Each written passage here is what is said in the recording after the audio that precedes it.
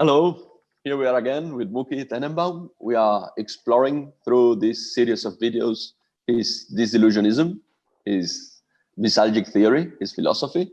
We are now trying to cover not the conceptual, not the theoretical aspects of his line of thought, but rather how it relates to events as they are happening around us. We are in late November 2020 amidst the COVID pandemic. And we are trying to analyze now in these weekly videos things we have learned about ourselves through the ongoing pandemic. Aspects of human nature, of human conditions that have been revealed to us by the special situation we are, most of us, going through now. And in particular today, there are previous videos dedicated to this, and I'm sure there are more to follow. But in particular today, we are going to ask Mookie to talk to us about myths, about how mythical thoughts and fictions influence the way we behave and the way we relate to each other, in particular during this present situation. Well, the word we are talking is myth, and since my pronunciation in English is what it is, as you know, obviously it's not my natural language. Myth, it's written M-Y-T-H. Okay, this is what I'm talking about, myth. So the mythification that in which we live in. Let me remind everybody what we're talking about. First of all, when we look at reality, we have a prism through which we look at, and it is our own narrative. We have a narrative about who we are, who am I, yes, about what is my past, what is my present, and what is my future. And that narrative is composed, as you can see, you can look at it. There is a video on the narrative in our channel. I highly recommend to look at it. But basically, it includes fictional parts and real parts, mostly real parts and illusionary parts that are there together, while the real part confers trust, credibility to the illusionary one. So let me go to give you an example. When I think about somebody asked me to describe my life, how was your life? How is your life? I wouldn't go, and I don't think there is any biography that does that. I'll say, well, every Monday I woke up, Monday, Tuesday, Wednesday, and Thursday and Friday. I woke up in the morning. Between the age of 20 and 23, my bed was facing that way, so my right leg went up, and then my left leg. Then when I changed from 23 and I got married, then I had a different bed, so I had to. You understand what I'm saying, yes? So basically, this is not what, and this would be really my life. There is much more of that than of getting married, winning a case as a lawyer, or winning an art prize, or the 20 or 50 or 100 highlights of my life. Highlights, yes, we highlight them. Mm-hmm. But that's okay. That's the way. So what we are doing is talking about the parts that the other parts are obvious. They are the ones that I was sleepwalking through them, and everybody understands. And that this is what people are interested to hear. But that way of compression, it is a little bit biased, because I want to show the good stuff, probably not the bad stuff. Yes, but even if I'm very sincere, I will still tell it from a biased way. But everybody knows that I'm being biased. So in the language, it's not a problem. The problem arises when we start looking at things that are out of us, that is not among our egosphere, among the people who surround us. Yes. So, and the case that I want to bring, the first one is during the pandemic, after the first wave. You remember when the beginning of the summer in the northern hemisphere, United States, in Europe, and so forth. In Europe, people were talking about the marvelous way in which Germany and South Korea handled the pandemic. fantastic. South Korea had it excellent. They had tracing everybody, and they were explaining how a democracy, because that's the challenge. Because of course, China and Vietnam is not a democracy. That's very easy. If you just threaten your own people, you will get. But here, people got obedient, and in Germany, Merkel stood there and told the truth, which I have to say was really very different. And everybody understood the truth, and everybody behaved in a responsible way, and that's it. And then came the second wave, and everything, all those countries, all those darlings of the first wave disappeared. Germany is in the midst of a terrible thing. The Christmas, they already announcing that Christmas is going to be very, very dull and very, very sad Christmas. And in Korea, Seoul is under lockdown. Even New Zealand, as you remember, New Zealand, they declare that's it, finish the pandemic. Now we go and watch the All Blacks in rugby, and we all go to the stadiums, and we don't need to use any more masks. And then came again and again and again and again and again and again and again, because this is what the pandemic is. Yes, it's how the coronavirus sleepwalks. It's going to happen. But you see, the problem is that we keep changing from what we are traveling through a myth path in which we jump from one myth to the next one. Let me remind everybody that in January, we were speaking about the Chinese virus, how the Chinese are terrible, what a terrible situation in China, and it's China, and they have the problem. Of course, we don't, because it's winter, it's summer, it's this and that. I don't remember. Everybody has a reason. The planes will not come. They will stop. They stop airplanes from China. You remember, people never ate in a Chinese restaurant, and that's it. Didn't work really. Then they say, no, it's just a flu. It's not that bad. The Chinese are exaggerating. And then came the myth that the Chinese did it on purpose, and they sent us the virus, and they do it on purpose. And then we got scared, really scared. And then we started being afraid of not having enough food at home, that everything will break. All the ships will stop coming, because you will be afraid that they will be taking the COVID from one country to another. So there will be a shortage of food, and shortage of medicines, and there was shortage of nothing. The only thing there was a shortage was sanity. Everybody was going crazy. And I include myself in this story.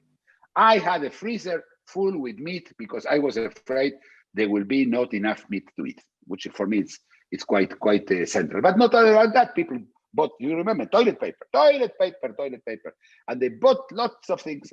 So that is all myth. Yes, it's one myth after the other. Before I continue and explain in which myth stage we are now, I want to hear your take on this. Well, I of course see what you mean. I understand the process through which one myth takes the place of the previous one as soon as the other one has been debuted. But what I want to ask is precisely this. How come we don't get tired of it? How come we don't get fed up with fictional accounts once we realize that they crumble one after the other? Because the short genealogy you just draw, I think it's evident to us all. Through these last 8-10 months, we have, each one of us, believed in very different narratives, one after the other. And for some reason, we are still willing, we are still ready to believe and to take a new one with us.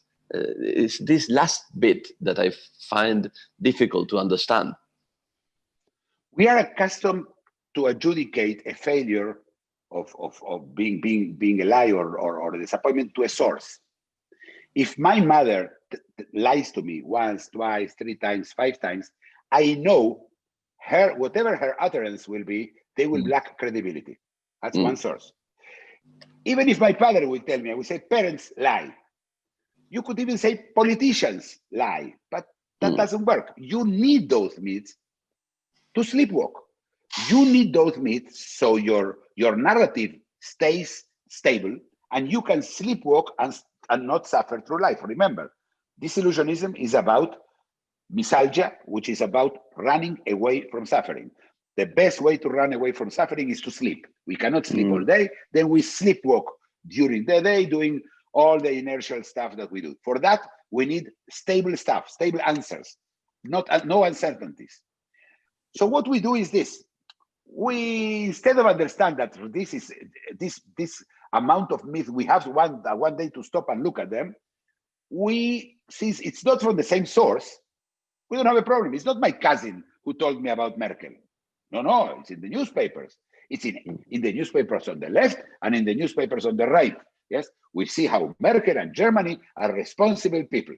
I just got an email from a friend of mine in the Netherlands who wrote to me, look, they're giving the vaccines, they begin in Germany, serious countries. It's not a serious country, it's a rich country, not a serious country. They are very serious countries, we're poor countries. In general, it doesn't go very much, but the Emirates are not a serious country. They're a rich country. They're going to get vaccines. So it's not about being serious. It's about being rich also. But that's not important, because you see, I'm splitting hairs here.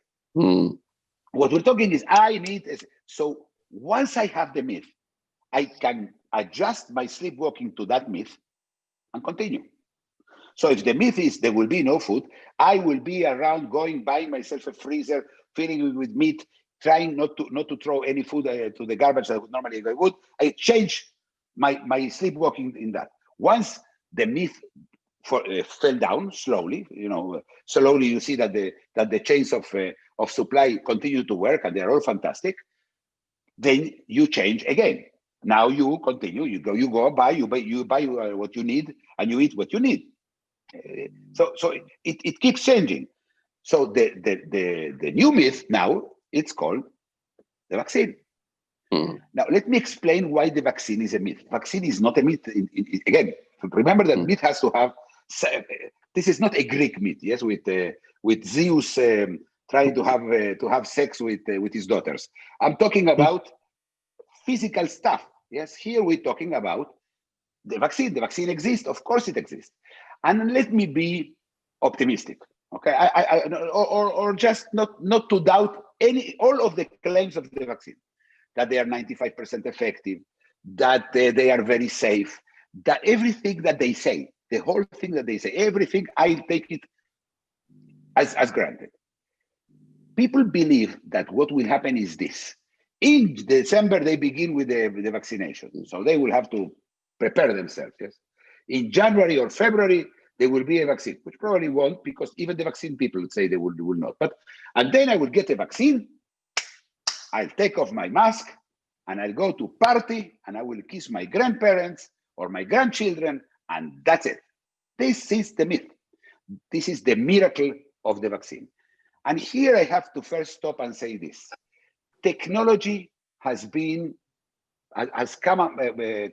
We trusted technology to solve the problem, and apparently it did, and it did at a record time, and it smells like a miracle. And you can hear people talking about almost miracle, the epics around. There's a lot of epics, yes, fantastic. The people that you see, a Turkish person. I don't know if you heard the guy in Pfizer, in the German company. He went and. I'm sorry, that was yes. And he came from Turkey, and look how an immigrant he made the vaccine. You understand that this is one guy in a company that has hundreds and hundreds of people. Yes, he didn't do anything, and they asked him when the pandemic is going to end. I think during this year it's going to end in 2021. The guy is an inventor. He's not an expert. It doesn't matter. People are ready to hear, and the myth is. And let me give you all the things that will happen, not go wrong, that they will happen. First of all, the vaccine itself has to be approved. But let's say it's approved, everything is fine. And it has to be transported, and they have to be lined. Everything else probably will be solved. Once you get the vaccine, you have to wait 6 weeks until you have an immune response. And I'm not saying immunity, because immune response is not immunity. That means only you have to wait 6 weeks. During those 6 weeks, you can get corona. You can die from corona during those 6 weeks. People were asked 14 days to wait 14 days all the time. You remember, 14 days was quarantine, 14 days from the moment the government took several steps, closing schools. And they say, after 5 days, people say, you see, the numbers are still going up. It takes 14 days. 14 days. It takes 100 centigrades to boil water. It's a number. Now we're asking people to wait 42 days. It's not going to happen. I mean, what is not going to work? Technology is going to deliver. People are not going to deliver because people believe in myth. They are in the myth that vaccine solves the problem. Give you a second issue. The vaccine till today, from what we know today, it looks like the vaccine will not give you immunity. It will be functional. What I mean by functional, you get the vaccine, you may get infected, but once the infection is in, your vaccine will protect you so you will not get sick. But not only you get infected, you can probably also infect somebody else. You can be contagious. So we are not stopping the pandemic here. We're letting the pandemic lower the amount of dead people and sick people, but that's it. Children, of course, will not be vaccinated for a very long time because you have to do an experiment on children, as that's not exactly the easiest thing to do. Volunteers for that, it will be quite hard to find, but eventually they will be. But until this will take a year and a half, 2 years. We're talking about a long time. People have no patience for that. People have that myth. The problem with this myth is that if this myth, the myth that the vaccine immediacy, everything will work instantly, will happen, and after a year from now, in June, even in July, people will have to wear a mask in the heat. Yes, in France, in Germany, in Spain, in Italy, they will say, wait, we spent billions of dollars, I got the vaccine, and I'm still wearing a mask. If they will be wearing a mask. So here we have two problems. One is the anti-vax. They will say, you see, we told you, you are idiots. You pay huge amount of money, you risk yourself, and now you have nothing. You're still living like before. So this myth, it could be dangerous. What do you think, Florencia? Well, that if you are right, and this myth as any other, I mean, not as you say, the vaccine itself as a technological wonder, but the mythical belief in its immediate and almost miraculous efficiency falls, then if you are right, a new myth will take its place, will have to take its place. Right. What that new myth would be is anyone's guess, but I think going back to the beginning, we can agree there are harmless myths, or at least not very harmful myths, and there are very, very destructive myths going around, and we have many examples in history of this. So even being optimistic as you are about the technical aspects of the vaccines, I think there's reason to be pessimistic in terms of this myth crumbling, and a different type of myth, maybe an even more dangerous one, taking its place. Yes, you know, there are myths like the Nazism, 1,000 years Reich. I mean, myth could be very dangerous. I'll give you an example of a dangerous myth that we lived through, and that was Sweden. Let me remind everybody, Sweden decided they will not do anything. They will not quarantine anybody. They will not ask people to wear a mask. They will have, because there was a guy there who was a virologist, and he had his own, I would say, Mengelian ideas of having a collective immunity, yes, herd immunity. Herd immunity that once 70% of the people or 60% of the people get sick, that's it, it's over. Of course, he understood about this virus zero, nothing, okay, nothing. Not only him, nobody did. But instead of taking the cautionary tale, he says, we are going to do it differently. And Sweden had a huge amount of dead people, especially among the old. Terrible, it was a disaster. And the economy that they kept open all the time, everything was open.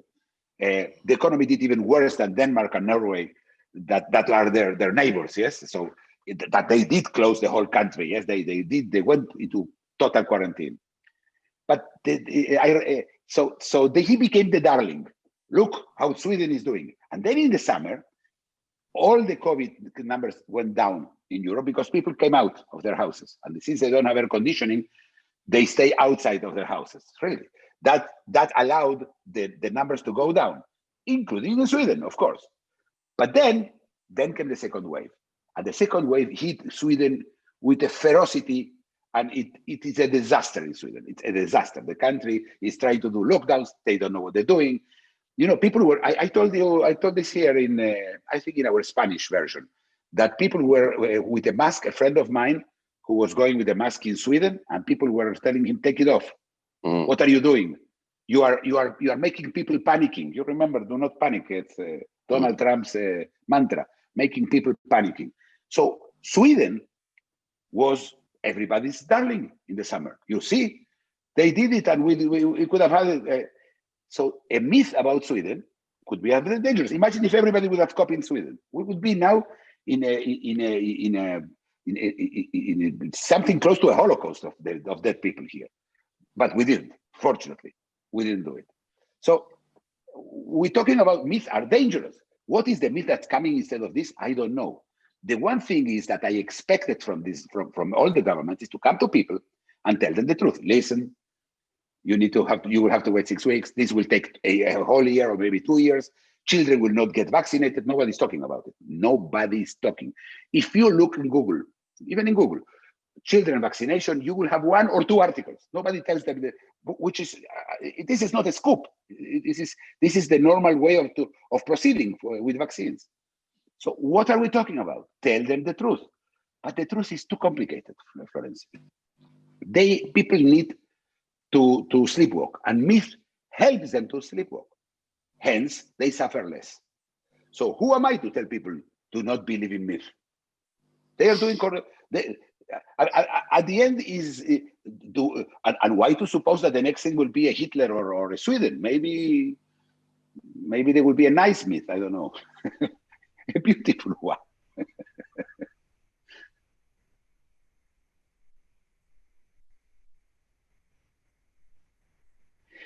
Well, thank you very much for this week. And Florencio, are you there? I think you got frozen.